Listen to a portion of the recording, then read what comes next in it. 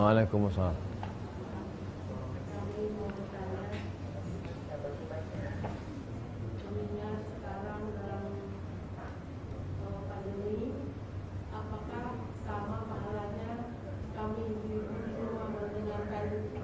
Tausiah Ustaz lewat YouTube dengan pengajian begini Ustaz. Terima kasih. Ya, langsung. Waqarna fi buyutikunna, menetaplah perempuan di rumah. Hukum asalnya perempuan itu menetap di rumah. Lalu kemudian dia dibolehkan Nabi SAW beraktivitas karena ada manfaat.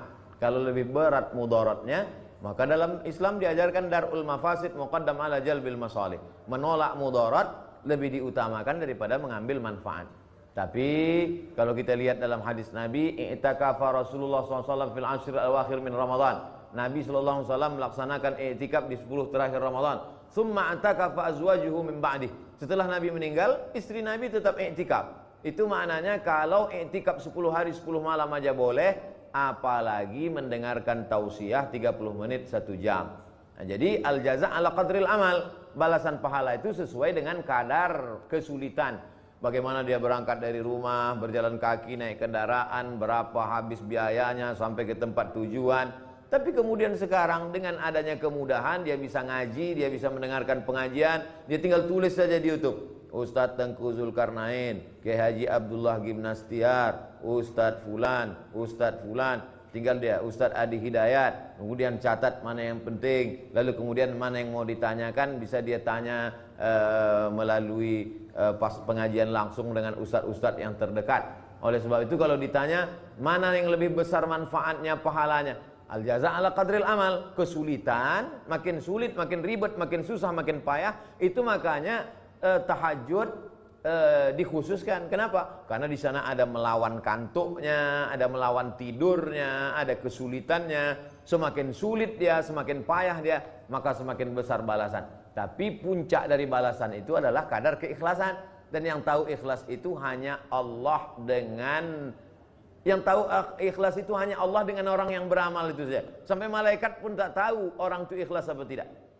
Kalau Ustadz mengatakan malaikat tak tahu orang itu ikhlas apa tidak, dari mana hadis mengatakan kalau seorang mau beramal soleh, kata Allah kepada malaikat, catat. Tapi kalau dia mau buat dosa, jangan catat. Kalau jadi dia buat amal soleh itu, catat 2. Kalau tak jadi dia buat amal soleh itu, catat 1. Paling tidak dia sudah berniat.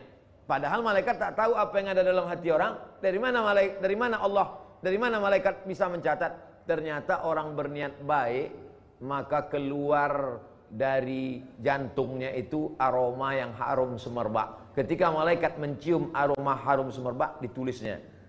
Begitu kata Imam Al-Qushairi dalam kitab Ar-Risalah Al-Qushairiyah. Oleh sebab itu maka kita berusaha berniat baik, berbuat baik, beramal baik.